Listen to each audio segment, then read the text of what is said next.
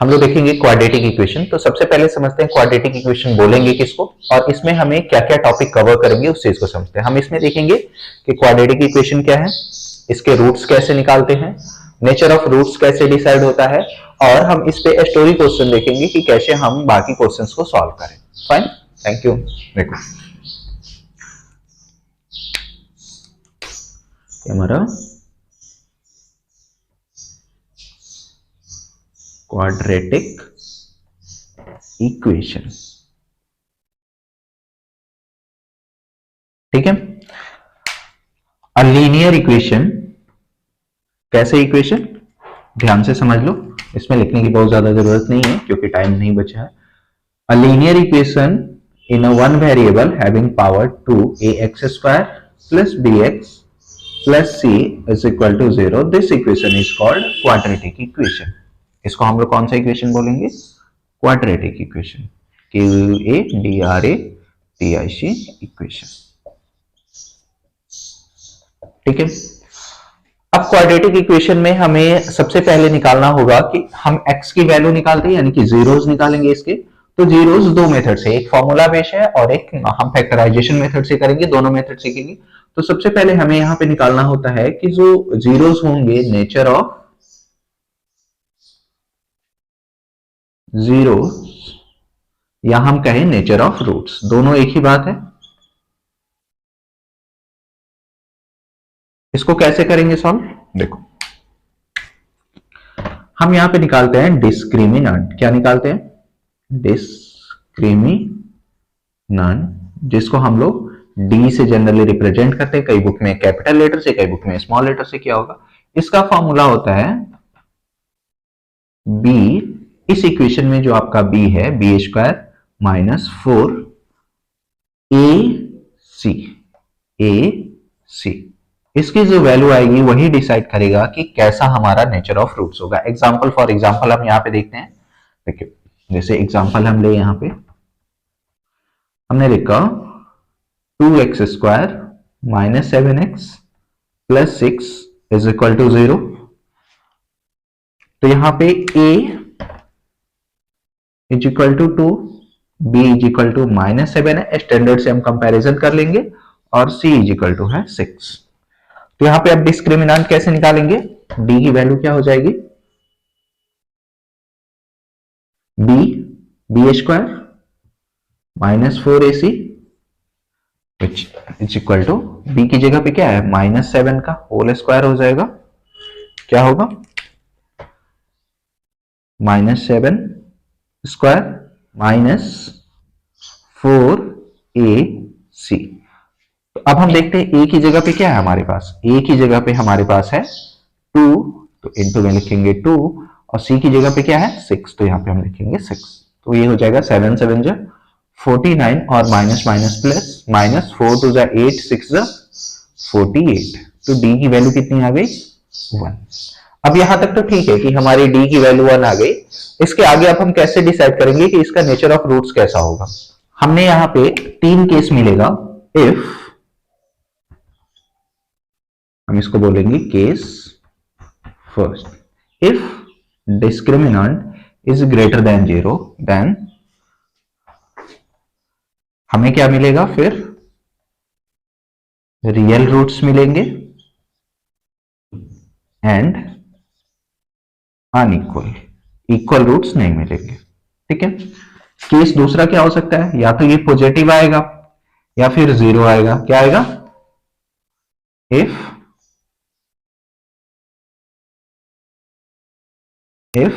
d is equal to 0। इस case में क्या होगा, रियल एंड इक्वल रूट्स होगा। क्या होगा, रियल एंड इक्वल रूट्स होगा।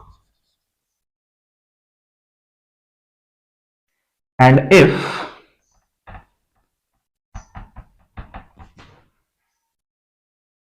d is equal to less than 0 आया, तो नो रियल रूट्स। कैसा होगा, कोई भी रियल रूट्स नहीं मिलेगा हमें, और इमेजिनरी रूट्स मिलेंगे। कैसे रूट्स मिलेंगे, इमेजिनरी। क्लियर हुआ। तो इस तरह से हमें तीन केसेस है, if d is greater than 0 then real and unequal roots, d is equal to 0 then real and equal, and d is equal to, अभी जो हमने क्वेश्चन सॉल्व किया था उसमें 1 आया था, तो 1 इज ग्रेटर देन 0, तो ये वाला केस होगा। समझ में आया? अब हम देखते हैं कि रूट्स कैसे निकालेंगे, यानी कि एक फॉर्मूला बेस है और एक फैक्टराइजेशन मेथड। हम फॉर्मूला बेस देखते हैं, रूट्स ऑफ क्वाड्रेटिक इक्वेशन को ऐसे n लिखते हैं तो ये इक्वेशन हो जाता है। देखो हम लेट करते हैं alpha and beta are the roots है, ये क्या है, ये रूट्स है ऑफ क्वाड्रेटिक इक्वेशन। अल्फा की क्या फॉर्मूला हो जाएगा, minus B plus under root B square minus 4ac, ये कुछ नहीं है, बी स्क्वायर माइनस 4ac क्या था, डी था, डिवाइडेड बाई 2a, ठीक है। And beta is equal to क्या हो जाएगा, माइनस बी, ये प्लस की जगह पे जस्ट माइनस हो जाएगा, B square minus 4ac by 2a। अगर इसी इक्वेशन को हम लिखना चाहें तो ऐसे लिख सकते हैं, minus B plus under root D जो डिस्क्रिमिनेंट था, यही उसका फॉर्मूला है, बाई 2a, और यहां पे हम लिखें minus B plus, sorry plus दूसरे में बीटा में क्या हो जाएगा, माइनस डी बाई 2a। समझ आया? तो ये दोनों अलग अलग इक्वेशन है अल्फा और बीटा के लिए।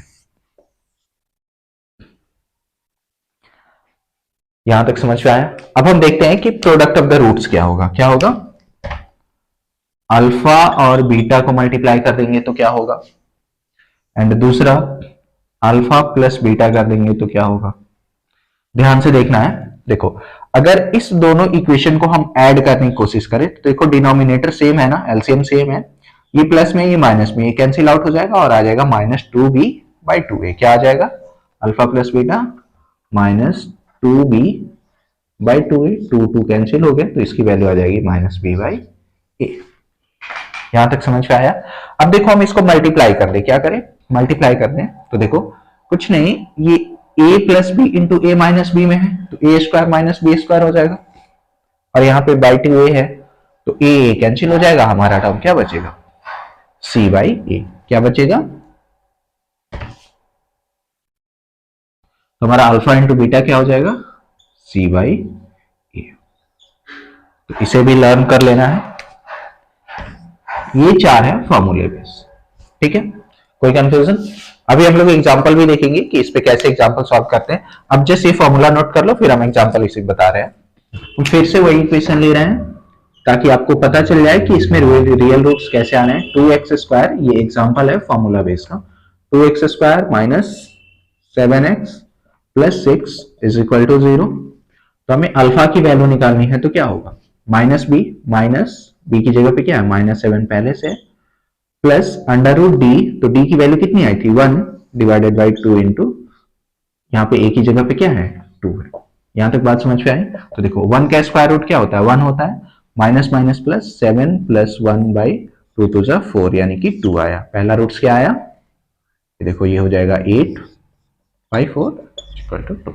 समझ में आया?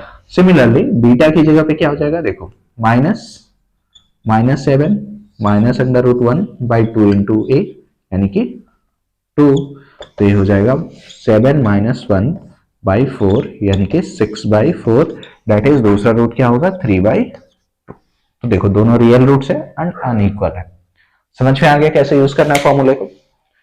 अब हम देखते हैं इसी के साथ जब हमें फैक्टराइजेशन मेथड करना हो, कौन सा मेथड करना हो, फैक्टराइजेशन मेथड। अब देखो रूट्स का भी सम निकालोगे तो यहाँ पे इसी के साथ देख लो, अल्फा प्लस बीटा, इसकी वैल्यू क्या थी, माइनस बी बाई ए,